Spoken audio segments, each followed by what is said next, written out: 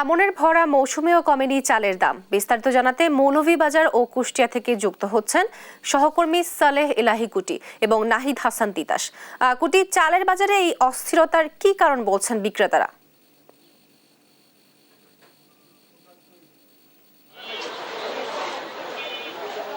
মৌসুম চলতেছে, অগ্রহায়ণের ভরা মৌসুম। আমন ধানের নতুন চাল বাজারে আসতে শুরু করেছে এবং সরকারের যে চাল আমদানির শুল্ক প্রত্যাহারের 1 মাস অতিবাহিত হয়ে গেলেও সেইটার কোনোটারই প্রভাব বাজারে পড়তেছে না। বাজারে চালের দাম নিয়ে অস্থিরতা বৃদ্ধি পাচ্ছে, দিন দিনই চালের দাম বৃদ্ধি পাচ্ছে।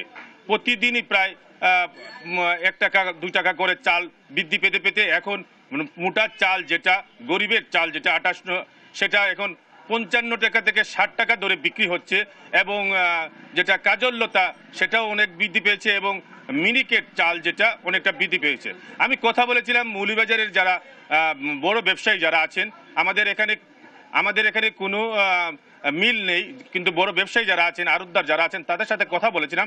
তারা আমাকে বলেছেন যে যেখান থেকে তারা চাল আমদানি করেন, বিশেষ করে ভৈরব থেকে যে চাল আমদানি করা হয়, সেখানেই চালের দাম বৃদ্ধি পেয়েছে। আপনাকে দেখাতে চাই যে মৌলভীবাজারের চালের বাজারটা এই অস্থিরতার কারণে অনেকটাই চালের বাজারটা অনেকটা ক্রেতা শূন্য হয়ে গেছে এবং দিন দিন চাল বৃদ্ধি পাওয়া যারা নিম্ন শ্রেণীর মানুষ আছে, যারা দিনমজুর যারা আছে, তাদের অনেকটা নাবিশ্বাস হয়ে যাচ্ছে। কথা বলেছিলাম যারা চাল বিক্রেতা, তারা বলছেন যে তারা যে চালটা যে দামে কিনেন তার থেকে অল্প দামেই সেটা বিক্রি করেন। আপনাকে একটি বিষয় জানাতে চাই যে মৌলভীবাজারে বন্যার পরে আমনের চাষ হয়েছে এবং মৌলভীবাজার আমনের যে লক্ষ্যমাত্রা সেটাও পূরণ হয়েছে, কিন্তু বাস্তবিক অর্থে নতুন চাল আসার পরেও চালের দাম বাড়ছে না এবং সরকারের যে শুল্ক প্রত্যাহার সেইটারও প্রভাব এখন পর্যন্ত বাজারে পড়ে নাই। ভোক্তারা অভিযোগ করতেছেন যে বাজার সিন্ডিকেটের কারণে সেটা হচ্ছে, কিন্তু যারা বিক্রেতা আছেন তারা বলছেন যে বাজারে চালের দাম বৃদ্ধি পাওয়ায় এই অবস্থার সৃষ্টি হচ্ছে। আমি আছি একজন বিক্রেতার সাথে, তিনি এখন তার এই বাজারের বিস্তারিত আমাকে জানাচ্ছেন। বলেন তো, চালের দাম বৃদ্ধি পাচ্ছে কেন? চালের দাম অনেক বাড়তি, মানে আশুগঞ্জে জানায় যে চালের দাম বাড়তি।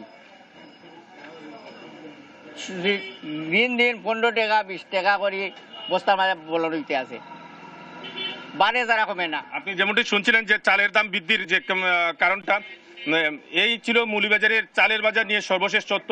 আমি এখন চলে যাব আমাদের কুষ্টিয়া প্রতিনিধি নাহিদ হাসান তিতাসের কাছে। নাহিদ হাসান তিতাস তার এলাকার চালের বাজার সর্বশেষ পরিস্থিতি আমাকে জানাচ্ছেন।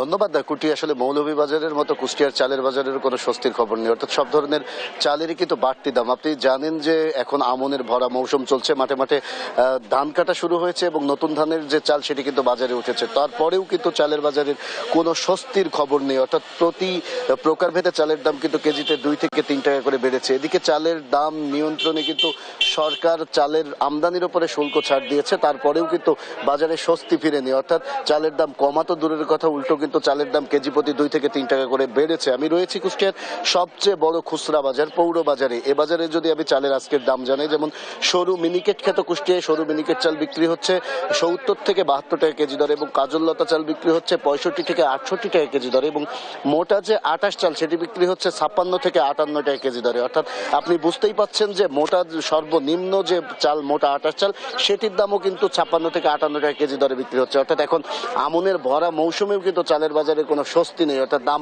কমা তো দূরের কথা, উল্টো কিন্তু বেড়ে যাচ্ছে। এ বিষয়ে যারা খুচরা বিক্রেতা রয়েছে এই বাজারের, আমি তাদের সাথে কথা বলেছি। খুচরা বিক্রেতাদের যেটি দাবি যে আসলে চালের দাম বাড়া বা কমার উপরে তাদের কোনো হাত থাকে না, কারণ তারা মিলগেট থেকে যে দামে কিনেন তার থেকে 2 টাকা বা 1 টাকা লাভ রেখে কিন্তু বাজারে বিক্রি করেন। তারা বলছে যদি মিলগেটে দাম কমে তবেই কিন্তু চালের দাম কমবে, তাছাড়া চালের দাম কমার কোনো সম্ভাবনা নেই। তবে তারা আরেকটি কথা বলছেন যে যদি ভারতীয় চাল, অর্থাৎ যে চাল আমদানি করা হচ্ছে সেই আমদানি চাল যদি বাজারে আসে তারপরে কিন্তু কিছুটা চালের দাম কমতে পারে, তাছাড়া সম্ভব নেই।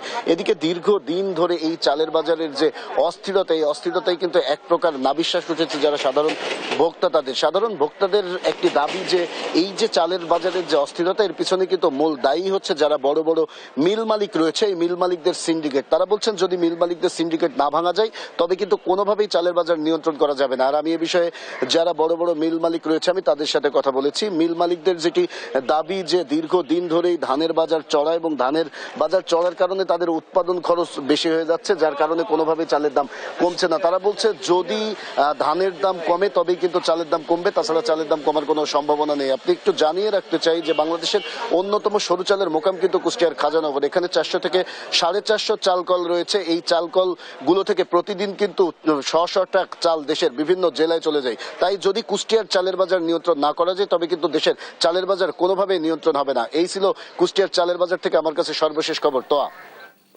আপনাদের দুজনকেই ধন্যবাদ। মৌলভীবাজার ও কুষ্টিয়া চালের দাম সম্বন্ধে জানাচ্ছিলেন আমাদের জেলার প্রতিনিধিরা।